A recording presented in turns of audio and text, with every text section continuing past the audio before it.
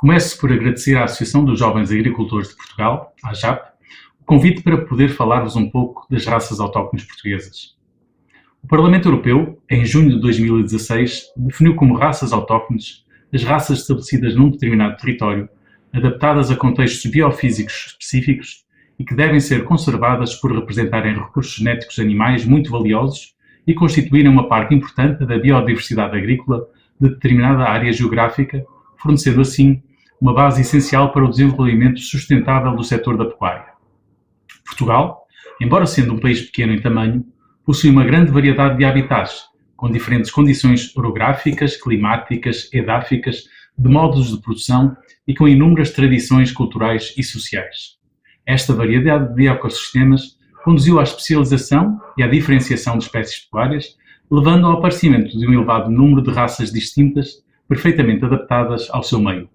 Hoje, as 52 raças autóctones nacionais, juntamente com 11 raças de cães, constituem uma das principais razões para Portugal ser considerado ponto quente de biodiversidade pela FAO, a Organização para a Agricultura e Alimentação das Nações Unidas. Este património começou a ser protegido e apoiado no início da década de 80 do século passado, quando o Estado português, reconhecendo a grande importância económica, social, cultural e biológica destas raças, intensificou os esforços de inventariação e registro zootécnico das raças mais relevantes, baseado em trabalhos efetuados pelos serviços oficiais, com base, na maioria dos casos, em estudos começados na década de 60. Este processo foi sendo alargado a todas as raças existentes, até que, no princípio dos anos 90, os serviços oficiais do Ministério da Agricultura começaram a delegar nas associações de criadores, entretanto formadas, a gestão dos livros genealógicos e, consequentemente, a conservação e o melhoramento genético destas raças. A atuação conjunta entre o Estado português e as associações de criadores, a par dos apoios concedidos pela Política Agrícola Comum, foram decisivos para travar a regressão dos efetivos de raças autóctones que se verificava no nosso país desde meados do século XX. Esta diminuição, por vezes drástica, das populações pecuárias autóctones, levou inclusivamente ao desaparecimento de algumas raças e variedades. As raças de animais domésticos em Portugal são utilizadas sobretudo em sistemas baseados num diminuto investimento, desenvolvidos ao longo de décadas e que se ajustam aos desafios do desenvolvimento sustentável, nomeadamente pela qualidade dos produtos, pela biodiversidade, pela viabilidade económica e pelo respeito por condicionalismos sociais e ambientais. Estas raças são também uma parte importante da cultura e tradições locais, e a vasta gama de especialidades gastronómicas é um reflexo desta especificidade, demonstrando a importância que a agricultura e as tradições sempre tiveram em Portugal ao longo dos anos. A rusticidade, que é uma expressão abrangente, que inclui a longevidade produtiva, a capacidade de resistir a períodos de penúria alimentar e a resistência a doenças, é um caráter de importância essencial, especialmente nas regiões em que as raças autóctones são normalmente utilizadas, em zonas marginais, do interior ou de montanha, em que a capacidade de sobreviver produtivamente é muitas vezes o principal objetivo da seleção. A biodiversidade é hoje reconhecida como uma das maiores riquezas do planeta. Esta riqueza pode ser considerada na sua vertente económica, quando consideramos a obtenção de alimentos, de produtos farmacêuticos e cosméticos, do trabalho ou de fertilizantes. Mas a biodiversidade também tem um valor intrínseco, uma vez que todas as espécies são importantes na sua individualidade, especificidade e diferença. Esta é uma valorização que se pode também denominar de ética, por atribuir um valor à diversidade e particularidade de cada uma das raças. A utilidade dos recursos genéticos também pode ser avaliada pelo seu papel nos ecossistemas, sendo assim a importância funcional. Por exemplo, a cachena e o garrano têm tido um papel fundamental no aumento da população do lobo ibérico no território português, representando a maioria da dieta deste predador no Parque Nacional da Peneda Gerês. O valor atribuído a estas raças também pode resultar do seu uso direto, nomeadamente pela produção de alimentos, matérias-primas e trabalho, ou pelo seu uso indireto, pelos serviços que prestam na limpeza das matas, na polinização ou na sua contribuição para o valor paisagístico da região, ou até do seu potencial uso, como reserva genética de resistência a doenças e à resposta às alterações climáticas ou usos alternativos futuros. A justificação para a conservação destas raças assenta assim em questões de natureza biológica, cultural, ambiental e económica, e resulta da necessidade de garantir a futura moldagem do material genético aos condicionalismos ambientais, da diversidade como elemento indispensável para fazer face a um futuro incerto, das características únicas das raças locais, indispensáveis nos sistemas de agricultura sustentável, já que estão bem adaptadas a condições adversas, e da associação que têm à cultura local e aos produtos tradicionais. As tendências de consumo atuais refletem uma preocupação crescente com os valores ambientais e de sustentabilidade, em que as raças autóctones podem responder de forma muito particular a esse apelo. Estas raças, ao proporcionar produtos de qualidade, seguros e de alto valor económico, são também a base para o aumento da rentabilidade das explorações agrícolas, preservando o ambiente e a paisagem, uma vez que estão assentes em sistemas de produção extensivos que aproveitam os poucos recursos forrageiros de zonas desfavorecidas ou de montanha que de outra forma não seriam aproveitados. Também no que concerne à pegada de carbono, as pastagens, que são a base da criação destas raças, fixam mais toneladas de dióxido de carbono do que aquelas que são emitidas pela produção animal, ou seja, são responsáveis por um balanço positivo, que será tão mais positivo quanto mais produzirmos em território nacional, com base em pastoreio extensivo e na utilização de pastagens de baldio, ao contrário da carne que importamos, que é produzida com base em monoculturas, do milho e da soja, ou através da desflorestação de áreas protegidas. É também sabido que a produção nacional de ruminantes, bovinos, ovinos e caprinos, é deficitária relativamente ao seu consumo, o que nos tem provocado desequilíbrios na balança comercial e agravado a crise económica que ainda vivemos. Mais do que propor a supressão da proteína animal, particularmente a de origem bovina, deve-se promover uma política focada nas boas práticas alimentares saudáveis, como nas dietas mediterrânica e atlântica, que prevêem o consumo moderado de produtos animais e seus derivados. O património genético autóctone, contido em raças animais, bem como em variedades de espécies vegetais, representa uma herança histórica e cultural que é importante preservar. Hoje, as raças autóctones portuguesas são uma questão de soberania nacional, são protegidas por legislação nacional e comunitária e a sua criação é apoiada por medidas destinadas à promoção e conservação in situ destes recursos genéticos, designadamente os que estão em risco de extinção. Muitas das raças autóctones encontram-se quase extintas ou em decréscimo populacional, exigindo medidas para inverter esta tendência e para preservar o património genético ainda existente. A gestão destes recursos genéticos é da responsabilidade do Estado português, em estreita colaboração e parceria com as associações de criadores. Mas a única forma de garantir eficazmente a sua conservação e fomento tem de ser atingida através da valorização intrínseca dos seus produtos, serviços ou funções. A justificação para a produção e consumo destes produtos assenta desta forma em questões de natureza biológica, cultural, ambiental, social e económica.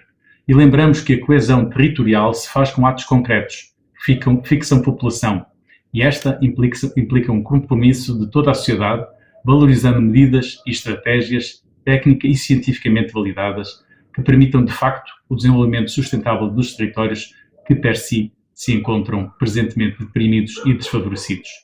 Portugal deve estar grato aos produtores pecuários pela abundância em termos de biodiversidade doméstica que nos legaram e devemos prestar homenagem às mulheres e homens de hoje pelo carinho com que criam as nossas raças autóctones, cuidam do ambiente e da paisagem do mundo rural, oferecem-nos a qualidade e o sabor dos produtos tradicionais, promovem a sustentabilidade e promovem também um balanço positivo em termos de retenção de carbono. Se os consumidores estiverem bem informados, a escolha de produtos provenientes destas raças e destes modos de produção, amigos do ambiente, será a resposta mais coerente aos anseios de qualidade e sustentabilidade. A melhor forma de conservar este património genético é através da valorização dos seus produtos, aumentando a rentabilidade das explorações, permitindo que a sua produção se torne mais atrativa.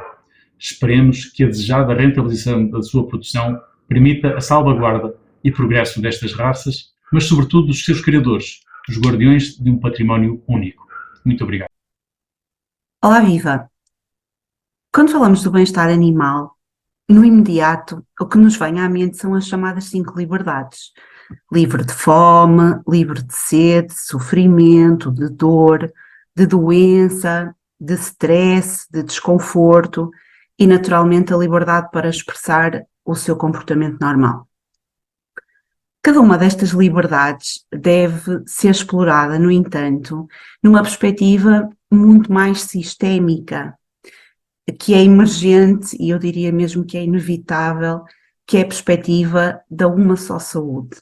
A perspectiva de uma só saúde vem do inglês One Health E ela, de facto, não é recente, embora tenha vindo a ser muito mais valorizada recentemente. O que ela faz é reforçar a consciência de que as saúdes animal, ambiental e humana estão intimamente relacionadas e são interdependentes. Assim, quando nós promovemos o bem-estar animal, nós estamos a contribuir diretamente para a saúde animal, mas também para a saúde ambiental e para a saúde humana. Como é que isso é possível?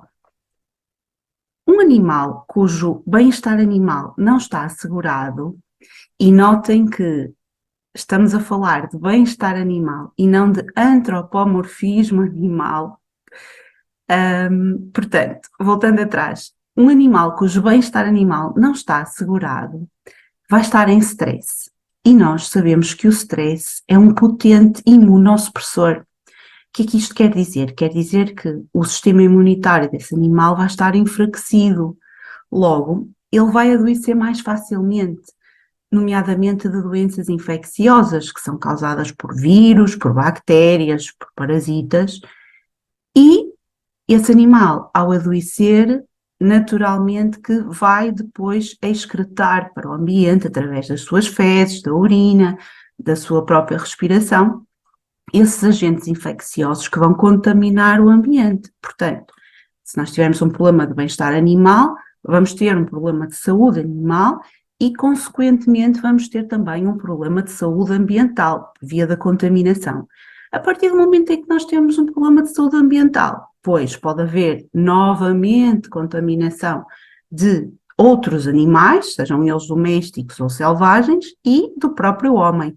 E então aqui temos a tríade saúde animal, saúde ambiental, saúde humana interrelacionadas. Além disso, um animal em stress pode representar um perigo para a segurança alimentar, porque no limite, esse animal doente não vai ter uma carne que reúna condições para ser consumida pelo ser humano.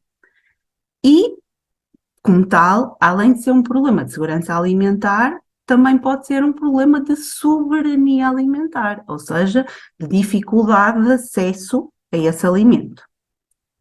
E por falar em soberania alimentar e numa perspectiva de uma só saúde, naturalmente é extremamente importante incentivar a produção e o consumo de animais de raças autóctones portuguesas.